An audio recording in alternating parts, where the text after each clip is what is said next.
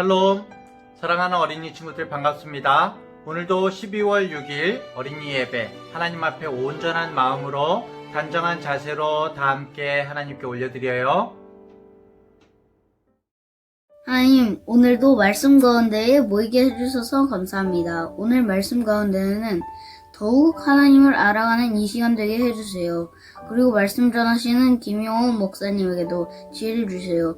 그리고 말씀을 더욱 깊이 알아갈 수 있도록 도와주세요.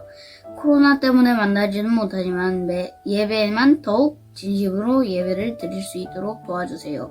하나님, 우리 마음도 예배의 마음으로 전심으로 예배를 드릴 수 있도록 도와주세요.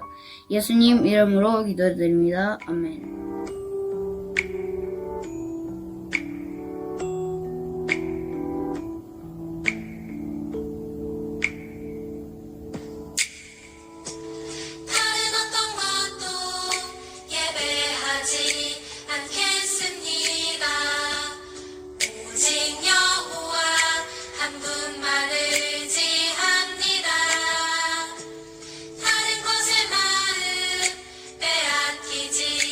않겠습니다.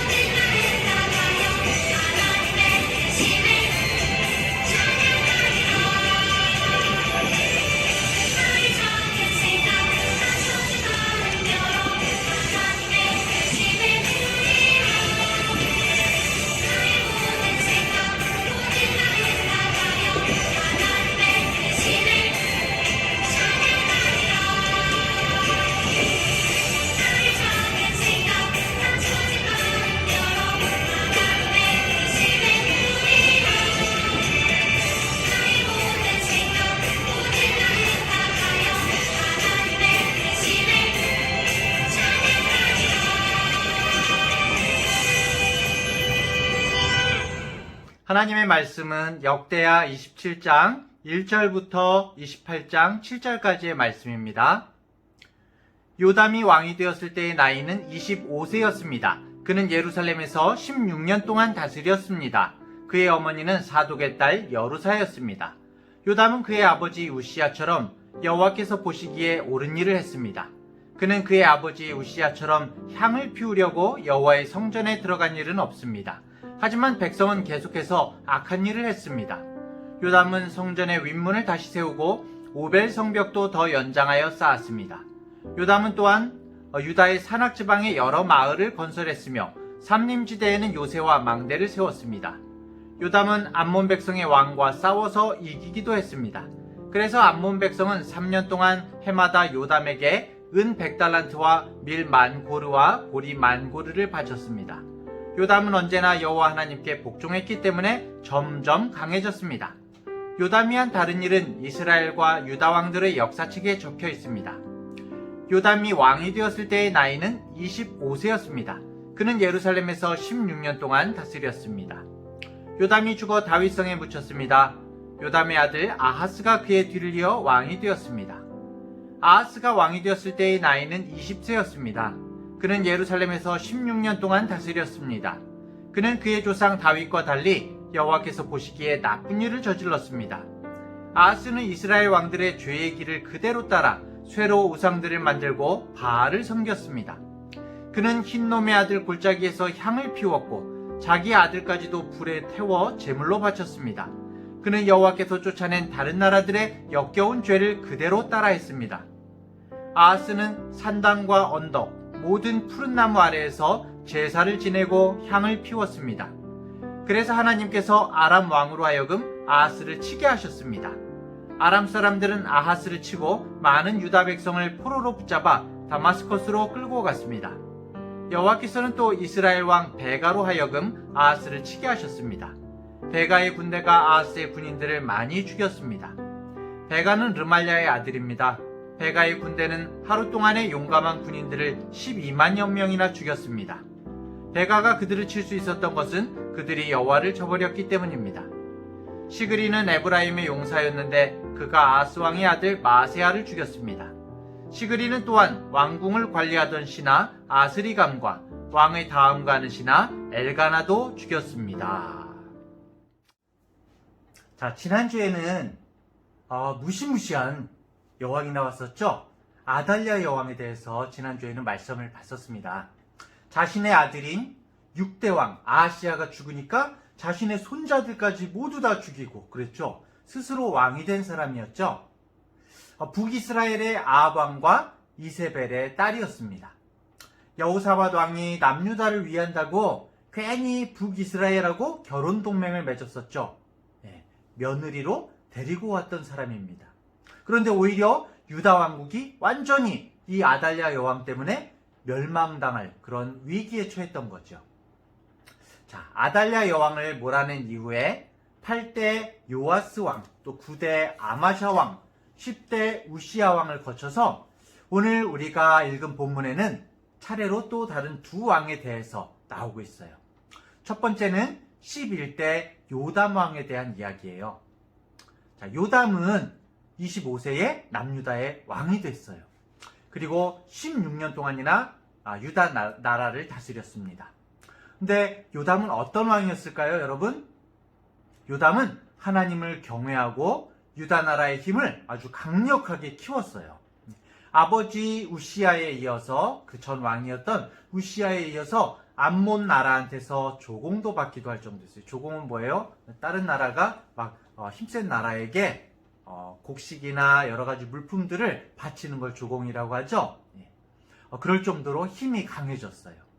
성경에는 이 모든 것이 요담이 하나님 보시기에 정직하고 바르게 행한 결과라고 그렇게 나오고 있어요.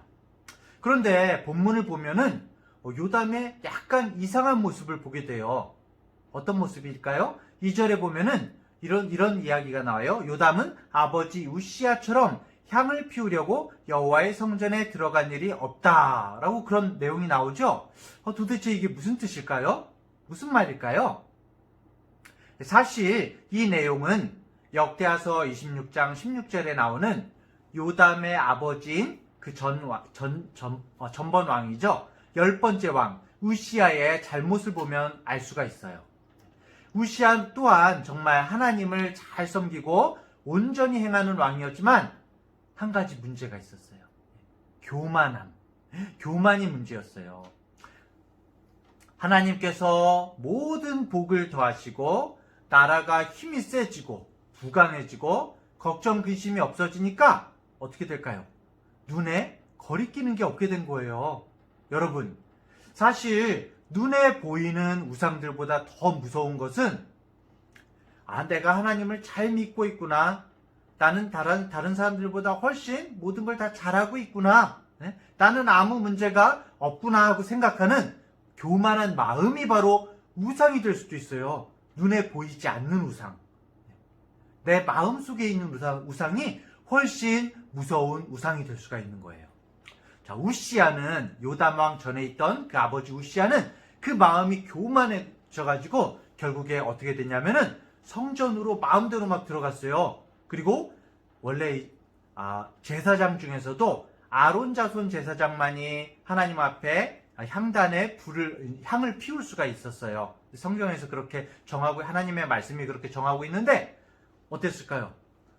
다른 나라 왕들 말이야. 다들 자기가 왕도 하고 제사장도 하는데 나는 왜 못해? 그러면서 하나님 앞에서 제사장들만 피울 수 있는 향을 피운 거예요. 그런데 그 순간 어떻게 됐을까요? 우시아의 얼굴에서부터 무서운 나병이 피부가 썩어 들어가는 병이죠. 무서운 나병에 걸리게 된 거예요. 그래서 우시아 왕은 그 이후에 평생 동안 따로 떨어진 궁전에서 죽을 때까지 이렇게 떨어져서 살 수밖에 없게 돼요. 자, 이제 왜 그 아들인 요담이 절대로 성전에 들어가지 않았다고 나왔는지 그 이유를 알겠죠? 요담이 하나님께 드리는 제사나 예배를 드리지 않았다는 그런 말이 아니라 다시는 아버지 우시아와 같은 교만의 죄를 저지르지 않았다라는 것을 성경이 그렇게 말하고 있는 거예요. 요담이 그만큼 교만하지 않기 위해서 하나님 앞에서 마음을 다하고 힘을 다했다는 얘기예요. 자, 그리고 또 재밌는 것은 8절에 보면은 요담이 왕위에 오를 때 나이가 25세요. 예루살렘에서 다스린 지 16년이라. 이렇게 요담 왕이 죽었을 때 이렇게 내용이 나와요. 그런데 여러분, 특이하게 맨 첫 번째 1절에도 이 얘기가 나왔어요, 사실은. 그쵸?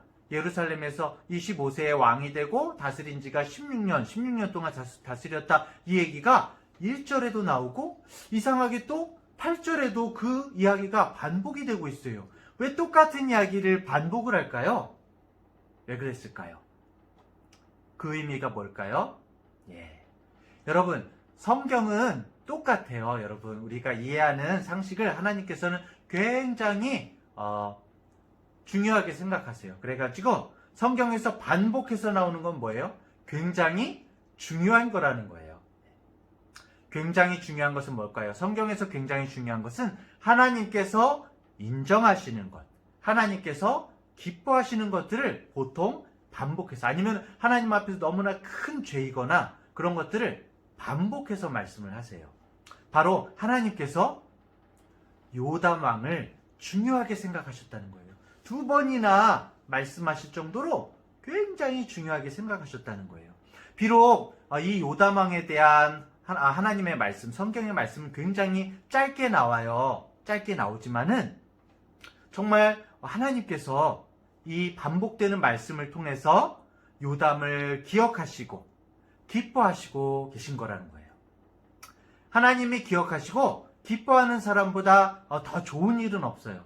여러분, 왜냐하면 하나님은 살아계신 영원하신 창조주 하나님이시죠. 우리를 구원하신 하나님이시죠. 권능과 영광의 하나님이시죠. 우리를 너무나 사랑하시는 분이시죠.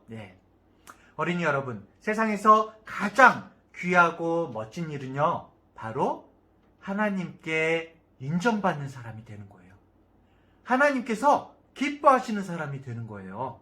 그게 바로 최고의 삶이에요. 우리 중앙대학교의 모든 어린이들이 정말 하나님의 인정을 받는 요람 왕처럼 하나님께 인정을 받고 성경에 이렇게 두 번이나 똑같은 말씀을 두 번이나 말씀해 주시는 것처럼 하나님께 인정받는 기쁨이 되는 어린이들이 되기를 간절히 축복합니다. 자, 그런데 또 이어지는 본문은 여러분 처음 이제 요람 왕에 대해서 나왔는데 오늘 느낌이 어떠세요? 완전히 반대되는 사람이 나올 것 같죠? 네. 요람 왕의 아들인데 그 다음 왕은 12번째 왕인 아하스라는 왕이었어요. 아하스. 네.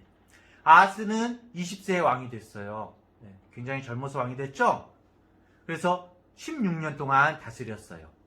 그런데 여러분, 이 아하스 시대는, 아하스 왕 때는 남유다가 굉장히 엄청난 위기의 상황에 빠졌어요. 왜 그랬을까요? 동쪽에서는 에돔 군대가 공격해오고 또 반대쪽 서쪽에서는 블레셋 군대가 쳐들어오고 북쪽에서는 아람과 북이스라엘이 연합을 해가지고 막 공격해오는 거예요. 이런 위기 속에서 여러분 이런 일이 있으면 어떻게 했을까요? 그 전에 요람 왕 같으면 어떻게 했을까요? 하나님께 기도하면서 하나님을 의지하면서 열심히 맞섰겠죠? 그랬는데 이런 위기 속에서 이 아하스 왕은 어떻게 했을까요? 아하스 왕이 신앙적으로 어떻게 했는지를 2절에서 말하고 있는데요. 이렇게 나와요. 아하스는 이스라엘 왕들의 죄의 길을 그대로 따라서 쇠로 우상들을 만들고 바알들을 섬겼습니다. 와, 여러분, 아하스는 바알을 섬겼을 뿐만이 아니라 우상들을 직접 만들기까지 했대요. 지금까지 여러분 유다 왕 중에서도 바알과 아세라를 섬긴 왕들이 있기는 있었어요.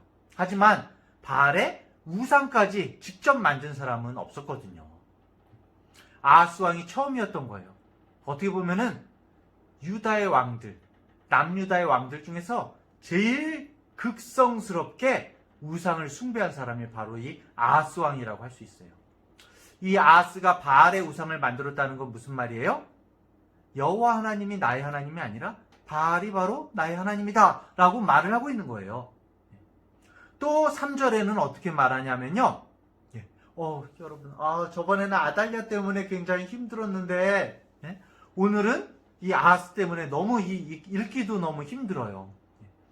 이 아하스가 3절에 흰놈의 아들 골짜기, 이제 그 골짜기 이름이에요. 뭐 이상하죠, 이름이. 흰놈의 아들 골짜기에서 향을 피웠고 자기 아들까지도 불에 태워 제물로 바쳤습니다. 으아! 너무 무섭다.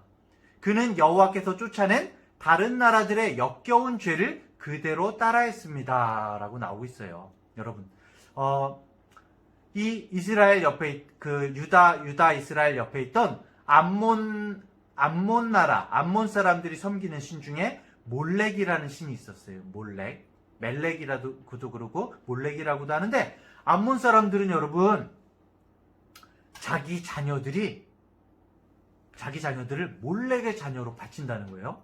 그래서 몰렉의 자녀가 되었다는 것을 확인받기 위해서 자기 자녀들을 몰렉의 큰 신상에 보면은 손바닥을 이렇게 벌린 큰 신상, 쇠로 만든 큰 신상 손을 불로 뻘겋게 달궈가지고 거기다가 아이들을 올려서 불타 죽게 하는 거예요.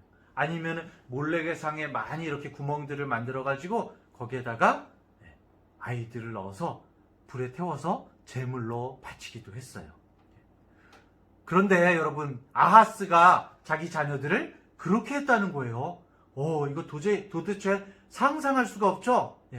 저도 상상할 수가 없고 여러분들의 아버지 어머니도 도저히 생각조차 할 수 없어요. 왜냐하면 여러분들 아빠 엄마는 여러분들이 아프고 힘들 때 대신 아프고 싶을 정도로, 여러분들이 사고를 당하거나 그럴 때 대신 사고를 이렇게까지 말하면 너무 극단적이지만 그럴 정도로 여러분들을 사랑하는데 이 사람은 완전히 우상에 미친 거죠. 그렇죠?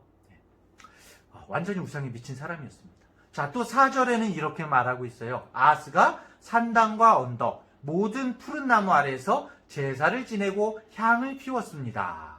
자, 여러분, 이 산당이라는 것은요, 예루살렘의 성전, 하나님께 예배하고 하나님을 높이는 성전이 있는데, 성전 이외에 사실은 높은 산 같은 곳에 예배 드릴 곳을 마련해 둔 거예요.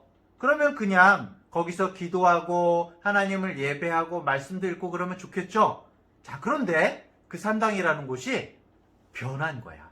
그곳에서 하나님을 예배하고 말씀 보고 그러면 좋지만 여러 가지 다른 우상이나 민간신앙이 합쳐지고 우상들이 합쳐져 가지고 잘못된 예배를 드리는 곳으로 바뀌게 된 거예요. 우리 교회에도 지금 우리가 현대에 우리가 주님을 믿는 이 교회에도 잘못된 예배를 드리는 곳들이 있어요. 예를 들자면은 모든 것이 다 하나님이다. 범신론, 좀 어려운 말이에요. 범신론이라는 게 있어요, 여러분. 우리가 믿는 하나님, 우리는 하나님, 여호와 하나님을 믿고 그 외아들 예수 그리스도를 믿잖아요. 그렇죠? 그런데 아니 왜 모든 것이 다 하나님이야? 네?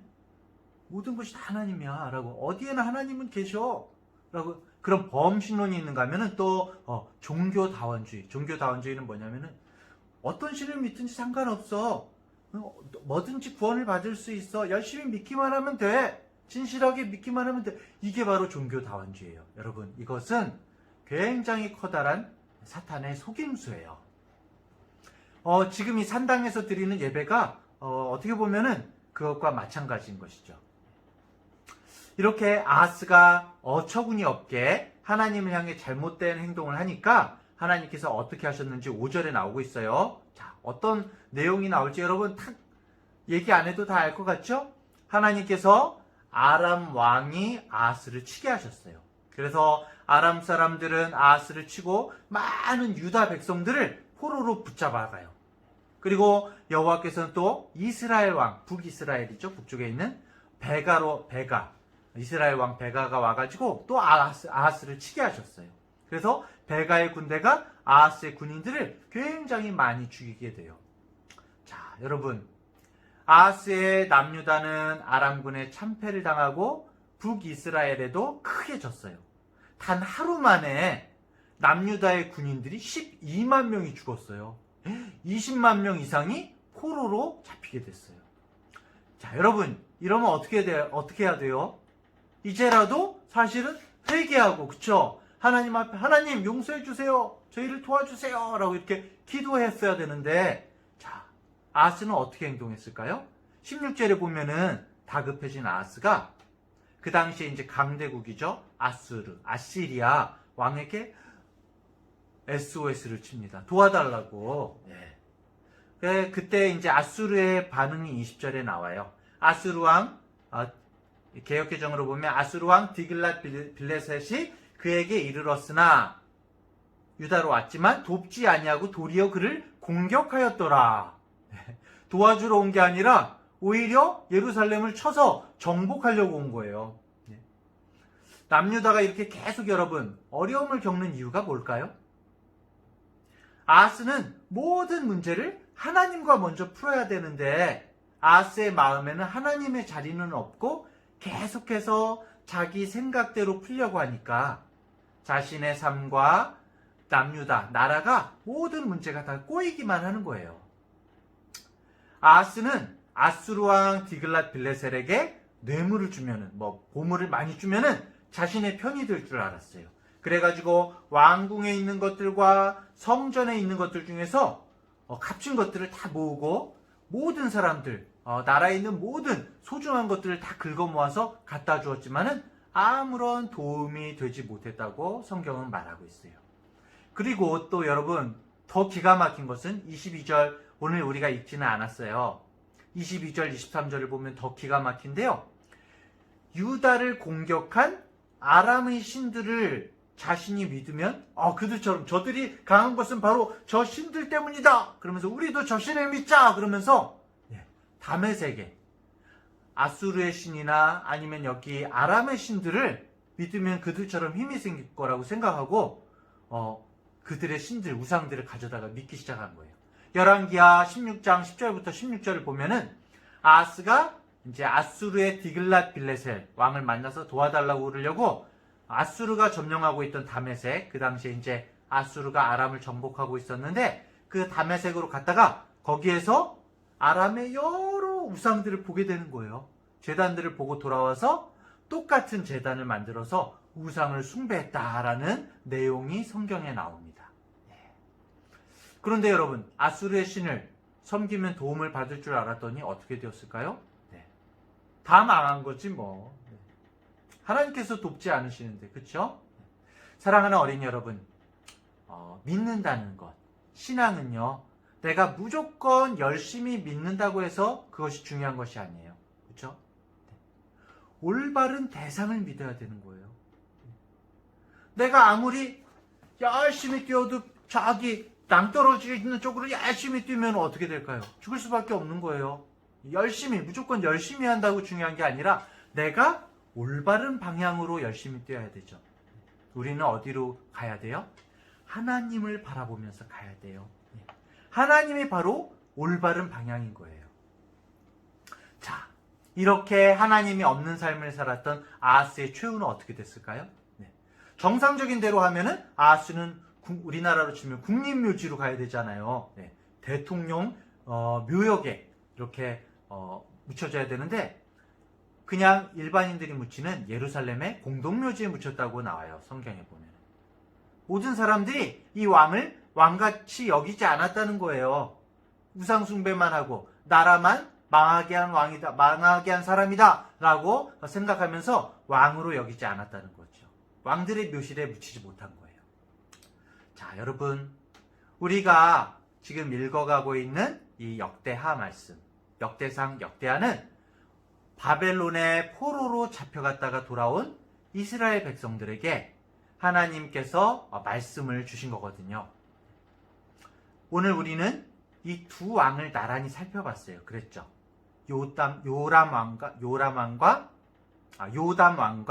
그리고 아하스 왕.